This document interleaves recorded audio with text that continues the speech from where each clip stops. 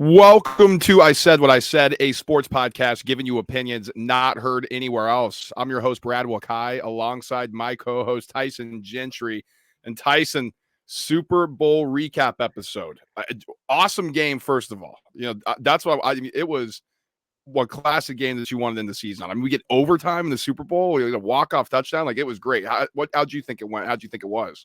Well, it was tough to get the watch party that I was at to focus on the game for the first half, right? And then it got tight in the second half. But that first quarter was pretty brutal for those of us that wanted to sit back and watch the game in relative silence, right? It was real quiet for Usher around the watch party. Everyone shut up for the halftime show. But I was telling you, I didn't even know who called the game. But I think, it was a great game. The ending, obviously, was much more climactic than last year. It was kind of like deflating to end the Super Bowl last year. This year was you're on the edge of your seat for the extra 15 minutes there or whatever. So 75 minutes of a Super Bowl is not so bad, brother. No, it's really not. And you get these two teams, and we knew something was going to happen, right? And Tyson, the 49ers, kind of how I previewed it. They came out and they really asserted dominance early, I thought. They had so many opportunities to blow this game open, and they just couldn't. Like, there was one moment, I forget who I was talking to, but when they didn't score the touchdown, I was like, they're in trouble. Like, they're in trouble in this football game. And sure enough, what happens? You let Mahomes, you let Andy Reid and the Chiefs hang around, and you see what happens. They've just won their second Super Bowl in a row. And so we'll talk about the dynasty, and we'll talk about where the Niners go from here. But just as you're thinking back to the game, Tyson, like, what's something you want to get off your chest? What's something you want to share with the audience just about how you thought it went down and what you saw on the field? Well, I don't know if this is like a controversial opinion. I think the people I was watching with, at least the guy right next to me, shared the same thought, but it felt inevitable the whole time. Like, even when the Niners are up 10, or that they go up 13, or they score 13, and then it's like they get the pick after half and everything, and then it was the Chiefs are going to win this football game. Like, at no point did I think San Francisco is going to blow this thing open, because it's gotten to the point with Mahomes and the Chiefs where you remember how to beat Tom Brady in the playoffs in big games, you had to be aggressive as hell and you had to get it right in those spots, right? Or you were Eli Manning and, prayers to Mario Manningham and David Tyree and those electric plays. But like, Philadelphia beating them in the Super Bowl, a lot of like pedal to the metal, let's just go, go, go. And that's how they lost a lot of AFC playoff games as well. And when Kyle Shanahan refused to do those things, it was like the longer you let these guys hang around, this isn't Rocky, brother. Like, they're not going to fight to the bell. They're going to knock you out, right? They're getting up off the mat. This was the magnum opus to this point of this Kansas City Chiefs team, because this is the worst version. I don't know how many times we have to say it. And they just beat one of maybe the best team they've played so far in the Super Bowl, talent-wise, right? Like, this 49ers team is loaded, and it was just kind of always, oh, they're going to win the game. If Jake Moody makes that extra point and they go up 4, the Chiefs are still going to win that football game. Well, if I'm looking at the box score and just to kind of put it together, we talked about with the 49ers, be yourself. That's a key. Tyson, they're at their best when their stars are involved. Brandon Ayuk only caught 3 balls. Deebo Samuel only caught 3 balls. So he was targeted 11 times. So that, you have to tip your cap to the Chiefs there. But George Kittle, 3 targets, 2 catches, 4 yards. Like, you're limiting yourself, really, when you do that, when you operate in that fashion. I know McCaffrey caught 8 balls for 80. He was awesome in the ground game and through the air once again. But I'm looking at the other side here, Tyson, and I'm looking at the Chiefs. Who's their best player besides Mahomes on offense? It's Travis Kelce. 9 catches, 93 yards. But he only had 1 for 1 at halftime. And then, Andy Reid's like, we should probably get 87 involved because he's good. Rashee Rice, again, 6 catches, 39 yards. Now, this wasn't a feature game for him, but you could see the game-changing type of talent that he does have for that offense, where he's across the middle, he's open, he's getting first down looks, things like that. And Tyson, who would have thought that Mecole Hardman, 3 for 57, the touchdown, Marquez Valdez-Scantling, I mean, all of a sudden, that guy turned into prime Jerry Rice in the playoffs. I mean, my God, those are the two guys, Mecole Hardman and MVS, for catching the touchdowns in the Super Bowl. I mean, it's just, when you have Andy Reid and you have Mahomes, other guys can step up, and that's the other thing with the Bradys or the LeBrons or the Jordans, right? Like, they elevate the talent around them. And once again, we saw Patrick Mahomes be able to do that for this Chiefs team. Well, one of those guys you just mentioned had Phil Jackson, right? And that's kind of what it felt like. This is 2 years in a row of Andy Reid coming out and just pantsing. Another up and like Kyle Shanahan, you can't really say up and comer at this point, right? It's been 7 years he's been in San Francisco, but a younger coach who we all like respect and revere, and he's great and everything. Just like he did to Nick Sirianni last year, like he just came out in the second half and was like, "All right, I've figured out how to handle this thing. Like you have nothing for me." And on the flip side, Kyle Shanahan comes out and they go past. They get an interception off the Chiefs after the Chiefs get the opening kickoff. You're thinking as a fan, if the Chiefs score here, we've got a game. Like this thing's going to get real tight. We'll see what happens. They throw the interception, and you're kind of looking around like the Niners can put this thing away. And they go pass, pass, pass, punt. They force a punt by the Chiefs, and they go pass, pass, pass, punt. That's why you lost the game. We'll talk about the overtime and not knowing the rules. Like that doesn't matter at all to me. You lost the game coming out of the third quarter. And again, this is my biggest criticism of Kyle Shanahan, I think, is he gets so fixated on what he wants to do and not what is working that it becomes a genuine issue, right? You get made fun of sometimes like we do for piling on Kyle Shanahan over and over and over again. This is a dude who's now blown 2 10-point leads in the Super Bowl as a head coach. One of those was 6 minutes left in the fourth quarter and was the offensive coordinator on the 28-3 meltdown. And what do all those games have in common? He stopped running the football. That is what you do best. Like that to me, Andy took forever to win one, and now he's got 3 in 5 years, and maybe that can happen to Kyle Shanahan. Or maybe you never get back here because that's a much more common story, right? This is a franchise now that we're talking about hasn't won a title in 30 years. Like they're Cowboys territory, brother. Like we don't talk about that at all. You haven't done shit in 30 years. Quit bang bang what? Who? Yeah. And when we talk about the Brock Purdy thing, Tyson, it's the reason why this roster is so stacked is because he's on the salary that he is, the rookie deal. Everybody knows it now. Mr. Irrelevant. If they want to upgrade, because we've been banging on this drum all playoffs. Brock Purdy's not been good in spots. It's been the last fourth quarter comebacks where we can point to be like, okay, good solid moment there. It's hard to come back and win in this league. Brock Purdy did that. But it's the rest of the game. And I thought, once again, we're missing wide open throws. Like Deebo Samuel is wide open in the end zone, overthrown, but not even close. You got other guys in the back. Just missed opportunity after missed opportunity. And Tyson, elite quarterbacks in this league don't miss opportunities, at least not very often. And if you have one on the other sideline, you have to take advantage of it. And I just knew when they were getting into the red zone and they weren't converting, when they were putting 3 up on the board instead of going in and scoring, you can't play around with the boogeyman that often. And Brock Purdy, I think, just showed during this playoff run how limited he really is, Tyson. The regular season's fine. You can beat down all the 10 horrible teams you play out throughout the regular season. That's fine. Go put up your stats, your beautiful average depth of target numbers, your completion percentage, QBR, EPA, all that stuff. But when it matters, and like you said, when you're trying to win Super Bowls, something they haven't done in 30 years, you're going to need a guy that's going to elevate this roster. Brock Purdy's shown if you can't do that with this talent around you, Tyson, what happens when you can't pay a Debo, when Brandon Ayuk hits free agency? We'll talk more in depth about where the Niners go, but I think that's the storyline out of this game too, is limited quarterbacks we see. They don't win very often in this league. Like there's a reason we point to Trent Dilfer. There's a reason we point to go through the list of other guys that aren't greats. And there's not a lot of them.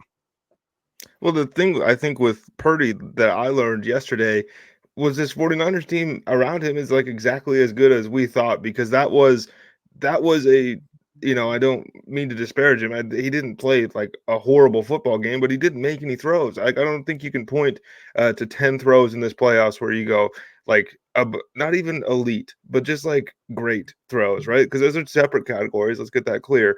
And the elite's kind of reserved for 15, Josh Allen, like those guys. Yesterday night, it was yak, yak, yak. And then unless Brandon Ayuk was wide open by 7 yards, Juwan Jennings, MVP, great call by you. That dude was unreal, but it was get the ball in the playmaker's hands and don't F it up. And that's not going to win you many Super Bowls, especially not with generational all-time good guy on the other sideline, because we're not talking GOAT stuff on this show. I think everyone else can do that. Let's fantastic first 7 years. Do it again, and then you've caught up. But to me, it was just okay. So this is how far the 49ers can go with who we thought Brock Purdy was the whole time. Now, if Brock Purdy is who we've been told he is, they win that game 10 times out of 10. He's just not that guy right now, and that's okay because it's year 2. We're not going to sit here and say he can never get better to the point where he's going to win one.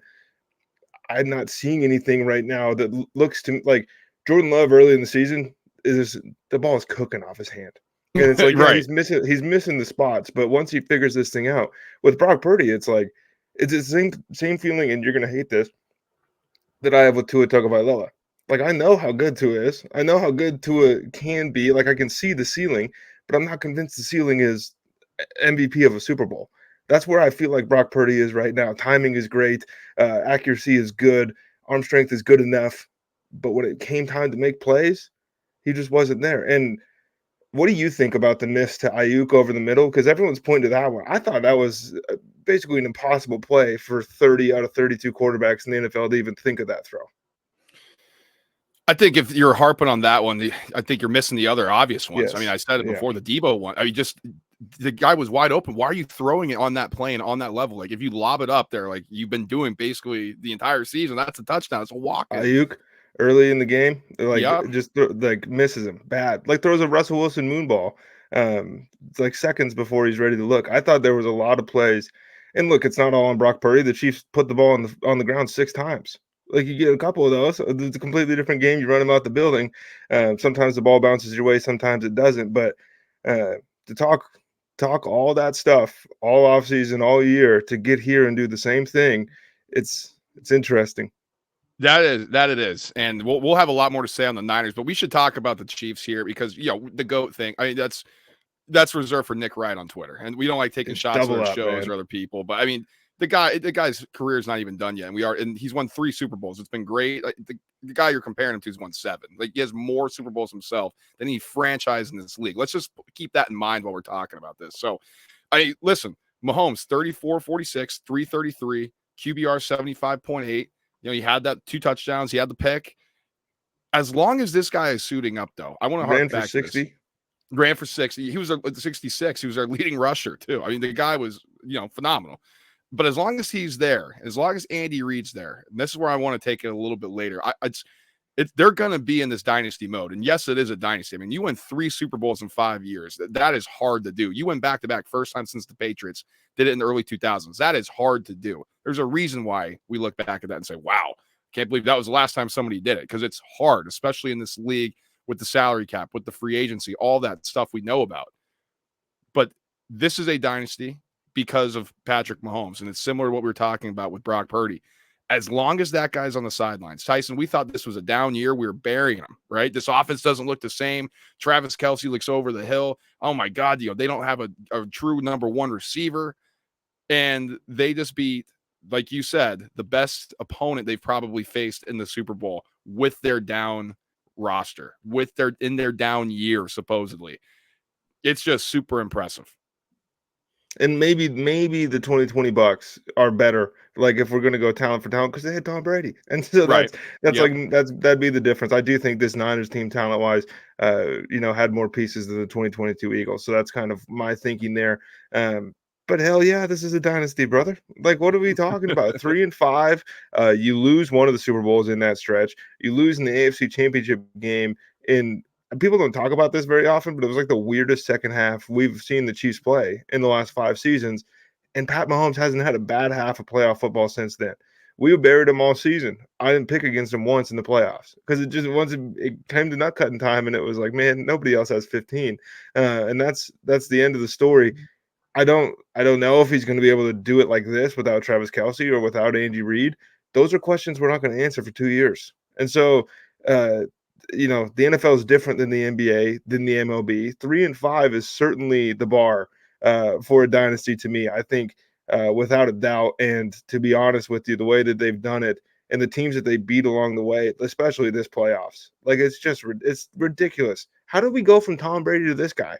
Like I know. if you're not a fan of the Pats or the Chiefs, this has been a miserable 24 years. 20 how long how long has it been? 22? Yeah, because what, early 2000, 2001. So 23 years about. It's crazy. But I do want to bring up the Andy Reid thing because his celebration at the end there felt almost like, is this the last time I'm going to do this? Like, it was a lot of relief, and it was a high pressured game, and It's doing because he it thought back to Travis was back. gonna beat his ass if they lost. Yeah, that's true. But just the look on his face, that was different than the other one he won. It was different than the first time he won. Like, that was like, man, this might be the final time I coach a game. Now, that's in the heat of the moment stuff. I'm speculating. I have no idea. But, Andy's flirted with maybe a little retirement here and there. Like, there's been more whispers about, is Andy Reid going to retire than I remember in a long time, Tyson. He's getting up there in age. He's damn near accomplished everything you can. Well, he has. But, I mean, back to back, I don't think he's going to retire without giving themselves an opportunity to go 3 in a row, because that would be something special. But I do think we may be looking at the end for Andy Reid on that Chiefs sideline sooner than we think. I mean, probably. I seriously think next year will be when he starts to like evaluate those things. He said it's something he's not even thought about, all that stuff, blah blah blah. We hear that from everybody all the time, right before the paperwork's turned in, Yep. that you retire from the NFL. So I don't like put any stock in that. But like what I'm thinking is, you spend the 10 years, 12 years in Philadelphia, you lose 3 of those NFC Championship games, or 4 total, I think. You win one, go to the Super Bowl, and you're looking around. The roster's not great the whole time, and Donovan McNabb's a good player. He's not a great player, and you're doing all this, and then you get to Kansas City, and after this thing that you've built has really started to like run itself, and you start looking around, and you're like, why would I leave this? Yeah. I got Pat Mahomes. I got 87. Can somebody hire Steve Spagnuolo? Like, has it been long enough from those Rams? Was it Rams, right? The mean teams that he Let me had, but. look. Um, like, what does this guy have to do to prove that he can coach? Because this this one, I think, was the first one of their 3 that they've taken home of the Super Bowls where it was like, this is Steve Spagnuolo's championship. Because this defense, 21 games in a row this season, allowing less than 28 points. It's It's absurd. impressive. Yeah, and it was with the Rams, 09 to 2011, 1-15, 7-9, Yep. 2-14. Not great there, and then 1-3 in the interim title with the Giants in 2017. And some of these guys too. Some of the guys, they get the opportunity to head coach, and like, man, that wasn't for me. I'm fine with being the vice president. Like, not everybody wants to be the CEO. Some people are fine with being the VP, and it seems like Spagnuolo is that at that point.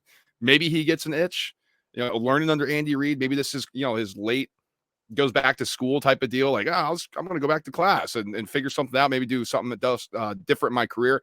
And he got the opportunity to learn under Andy. Maybe that's the push that he needs to get back in the head coaching space. I don't know. But it's been impressive what he's built there. I mean, he took kids last year, like young guys they Yep. drafted, and they're one of the best secondaries in the league in 2022. Flip that, still young guys. You have 1 star in Chris Jones. You got injuries left and right. It doesn't matter. This defense is still elite. Like, having, like, I know people say this, giving Patrick Mahomes that level of defense is scary. I mean, it really is.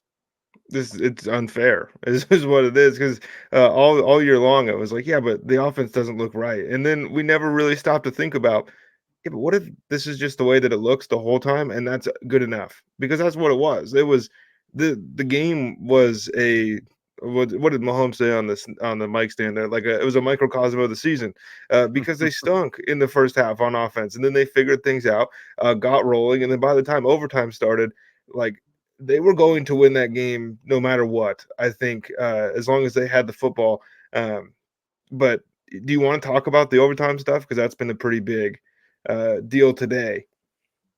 Yeah, I mean, well, we kind of mentioned it a little bit off on the pre-show here, Tyson. I mean, people are pointing to that, like the Niners not knowing, and for you and me, we're like, that doesn't matter. You kicked a field goal. You could have scored a touchdown. You went 13 plays down the field and you settled for a field goal. Like, that's your fault. That's not the Yes. overtime rules fault. That's you. No.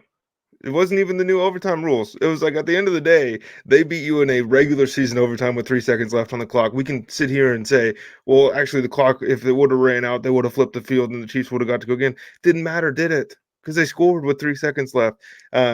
I think, 2 things. It doesn't matter at all if the players know the rules, because Kyle Shanahan's the one that has to know the rules. And like, this doesn't make sense when you say in conjunction with the other thing, but the Chiefs are out here saying we had meetings about that every Thursday throughout the entire playoffs of the strategy that we knew we were going to use. There is not enough data for us to sit here and say taking the ball versus playing defense is the right decision, because this was the first one of these. We're not going to know for 20 more times what is statistically the right decision in these moments. But to me, you let Andy Reid and Pat Mahomes dictate what they, like you say, you guys have 4 downs to get all the way down the field. Changes the entire complexion. Yes, of course, you want the defense to be rested, and you want the ball first when it's sudden death. Have you not seen Patrick Mahomes in these moments? What did you think was going to happen? You score a touchdown, they're going for 2, and they're going to get it. You score 8, they're going to score 8, and they're probably going to stop you somehow because the wind is out of your sails now. That was a lose. And the third loss was when he went reverse Dan Campbell and kicked that field goal. It is 4th and 4 on the 9-yard line.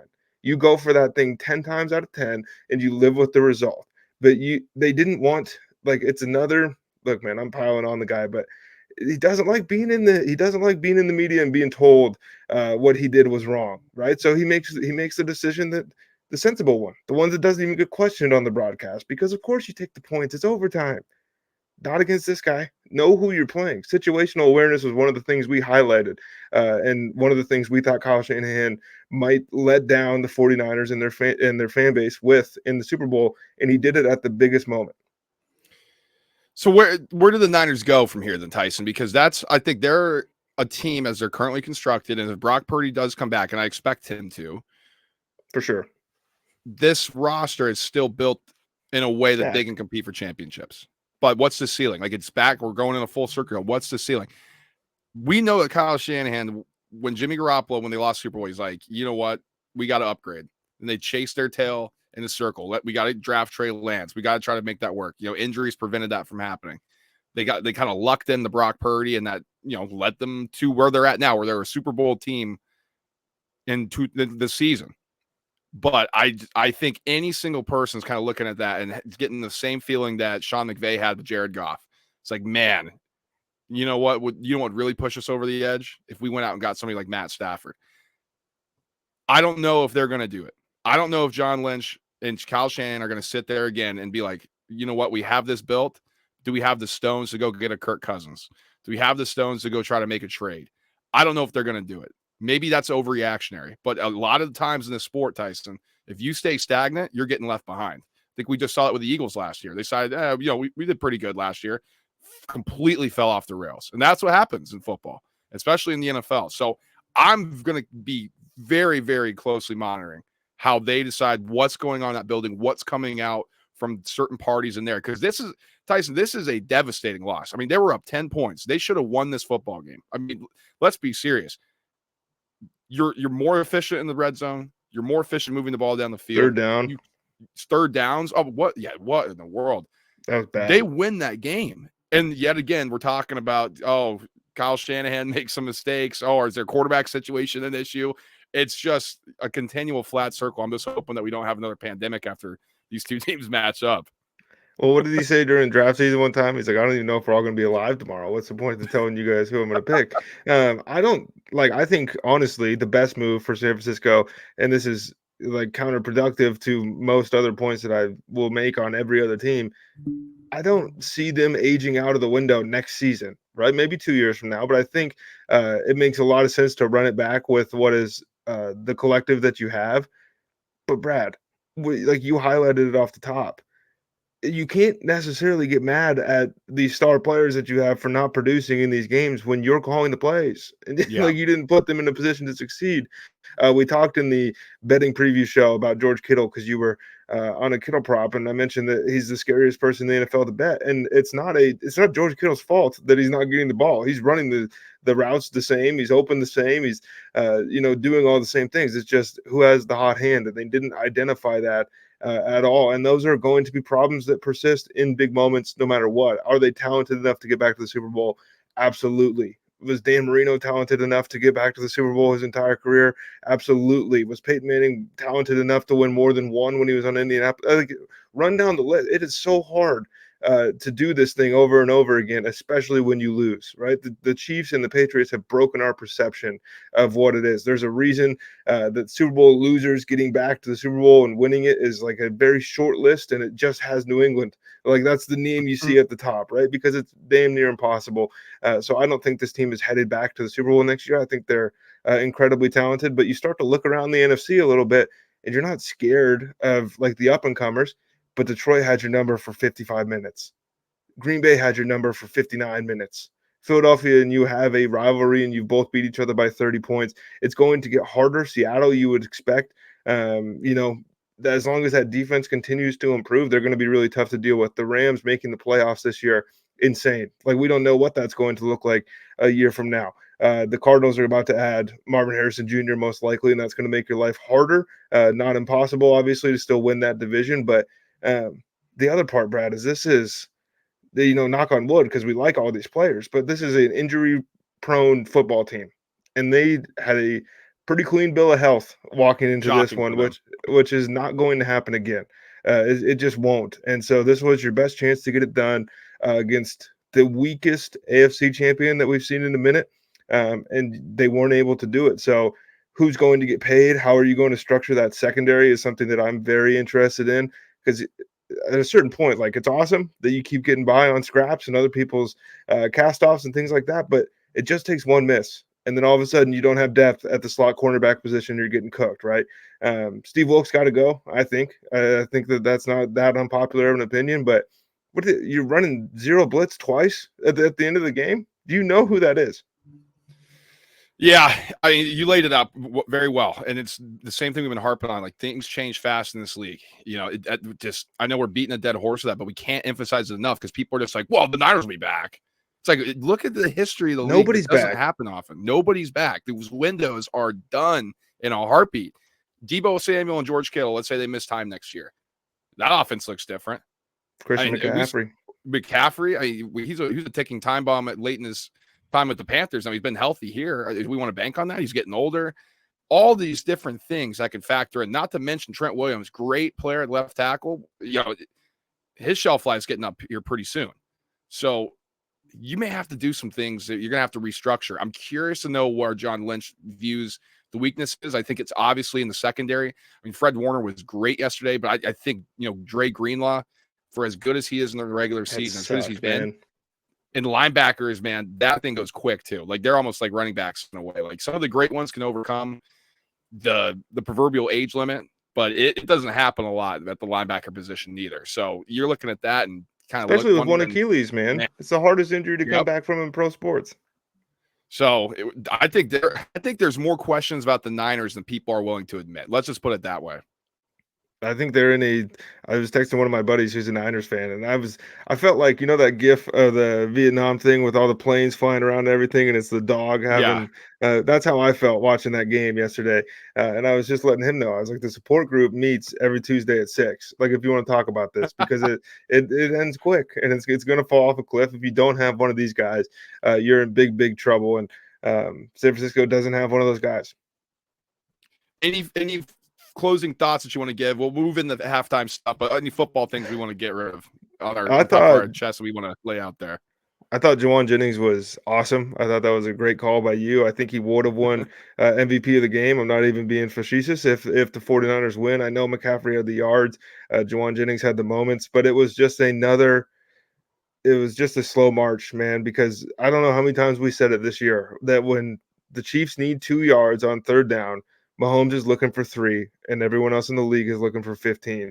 And there were many times yesterday in that game where he just put his head down and he got you the 6 yards you needed for the first down. You stayed ahead of the chains and you just kept moving. And for everybody that says Andy Reid doesn't want to run the ball, he stuck with it when it wasn't working just to throw a different look. And then the 2 biggest plays of the game are mesh concept play actions that lead to touch. I mean, it was a masterclass in coaching. Yeah, Andy Reid just continuing to climb up the ranks, man. I mean, it's going to be hard not to view him as a top 3 coach of all time. I mean, he's unbelievable. So that's it for the football side of things. What do you think of Usher? I know. So you got to listen because people were shutting up during halftime show. But what do you think of the show? I liked it. I mean, I'm not. I did too. So this is what I realized yesterday, Brad, is that we're old. because the halftime shows are for us now. Like, I'm looking around, I'm like, I know all these songs. I didn't think I knew all these Usher songs. I did. That was a fun fact to learn. But I remember when, uh, like, I think Bruce Springsteen was the first one where my dad was super excited, and I was like, yeah, this would be cool. But I wasn't like into it, you know. And now, I'm sure my parents are pissed. Like, why is Usher singing the halftime show? And I'm pumped on it. So we're old for sure, but. Yeah, I wish I could have got props on Usher to take his shirt off, because as soon as that thing started, it was like, oh, he's popping the top. Yeah, definitely. He wanted to show off. I'll add to that, Tyson. There was a kid who was sitting next to us, kind of in the area, and we're like, oh, this is good. Like we're into it. And he just leans over and goes, "Who is that?" And we're like, whoa. We almost had a heart attack. And we're like, that's Usher. He's like, yeah, I don't know who that is. So it's like, oh my God, we are old. That So is, that I was mean, something. I saw a lot of people saying it was the best halftime show of all time. I won't go that far. It feels like every year we get the best halftime show we've ever seen. You're right. So maybe a little prisoner of the moment there, but um, yeah, that. And I thought Reba nailed the national anthem. I know she strung it out a little bit longer than the minute and a half people would have liked, but I thought that was as much no nonsense as we were going to get out of Reba. Everything else was everything else. The football game was the important part, and I can't believe we had played another regular season for nothing. Well, the problem is, Tyson, it's just all the work we put in, all the work that you put in for the Super Bowl betting show, it just crumbled in front of our eyes. We Just had got a smoked. great idea of how it was going to look, and then it did not turn out that way. So I don't have the recap screen up. Nor, we like to say we don't normally hide on here, so I don't have everything. We're We've just had a too dumb busy to get day, this. but We don't have the foresight to get everything typed in and pulled up. exactly. But we had a couple hits. McCaffrey 40+ rushing receiving yards in the first quarter. That was my best hit. Everything else I took a bath on, unfortunately. And you had the Hargrave sack, which was a great call by you. Same with Pacheco receiving and McCaffrey receiving. Those were sharp, I thought. And then you mentioned the Jennings thing, over 14.5 reception yards. I'll take that in a heartbeat. I was So dying laughing when he goes -6 to start the game. I was like, that was oh, your one shot. I was That like, was your dude, one that's shot. over. And thankfully, Uh, Travis Kelce, longer reception over 20.5. I thought for sure I was getting hooked. He went 22. I'm like, thank you for the stats, man, guys. Thank you did for you putting that see? in there, correct? That's the fastest speed that he's reached in the last 7 seasons. No. And we thought the dude was on the back nine. Maybe he was just saving a little something for the big game with what, when your girl's there watching, you got a little extra juice, all that stuff. Plus, I don't know what they shot him up with, but that was unnatural aggression towards an old, quiet, soft man. Like, I didn't like all that from Travis, but competitors doing competitor stuff. Trent McDuffie got his hands on 3-4 balls, man, and I couldn't get that interception on me. Oh, He had the one. Uh, it's kind of through his hands. Also, good play by Debo. But I thought we were going to hit that at plus 900. yeah. I thought for sure we're going to get a McCaffrey pass attempt. I'm not going to lie. It went to Jennings, so I'm a little jaded about that, but that's all right. All right, Tyson, let's get out of here. It's the end of the NFL season, but that does not mean that we are done with NFL content at all. We're going to have a ton of offseason stuff. We're going to talk about the coaching changes. That's going to be our first move into, hey, let's start breaking down these off seasons. Where's the front office targeting? We got Senior Bowl stuff. Teams have been meeting with players. It's going to get fun. We're going to take a deep dive into pretty much every team about what we think we should address or what we think they should address. Mock draft stuff. Tyson and I are going to come up with ours. Like, we got a ton of content for you out here, guys. And also, we're basketball guys too. So we know we haven't been mentioning a lot. We got you covered. It's almost all-star game for the NBA. We'll start taking a look at that. So don't miss out. Make sure you subscribe to us. If you're watching on YouTube, smash the like button on the way out. If you're in podcast form and you're not already subscribed, do that. Also, if you can like and share it as well, that goes a long way, really helps us out. We appreciate your support as always. And you can always stay connected with us on our socials at ISWIS_pod. So Tyson and I will be back later in the week, getting you ready for some offseason stuff. First look ahead at deals like that. Till then, guys, peace.